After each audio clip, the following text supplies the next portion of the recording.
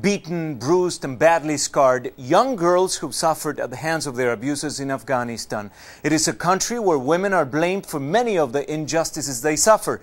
Many have no place to turn, but the United Nations Children's Fund is stepping up its support. UNICEF's Sarah Crowe takes us inside a secret shelter. Locked in limbo, young girls held in a juvenile rehabilitation centre in Mazar-e, northern Afghanistan, await their turn for justice. Doing time for moral crimes like adultery, for bringing shame on their families. Some will spend months and years here, learning useful skills, bonding together like normal giggling girls. But once freed in this conservative society, shame can be a permanent punishment.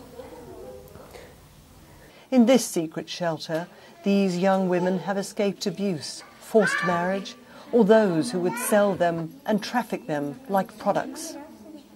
4 years ago, there were only 8 cases here. Now there are 40.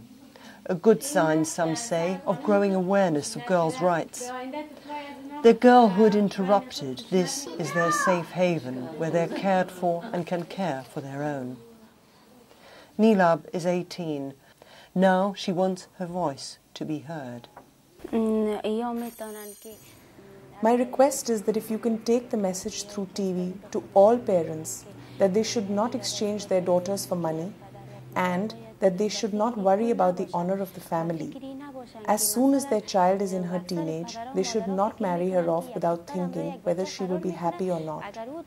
So I think that boys and girls should complete their education and get to know things in life before they get married.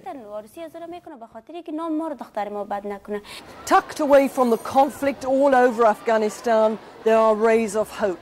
Schools like this are brimming over with girls. They're crowded in classrooms and out in the open. In the northern region alone, 40% more girls are now in schools, and this has created heightened awareness about children's rights and their protection. Security threats loom large, but despite ongoing attacks on schools, on women teachers and on girls, real change is happening.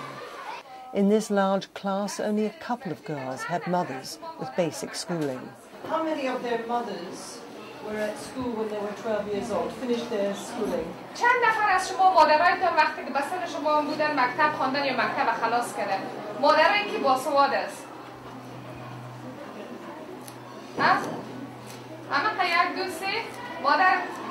This school had faced such a demand, they've had to build new classrooms around the girls.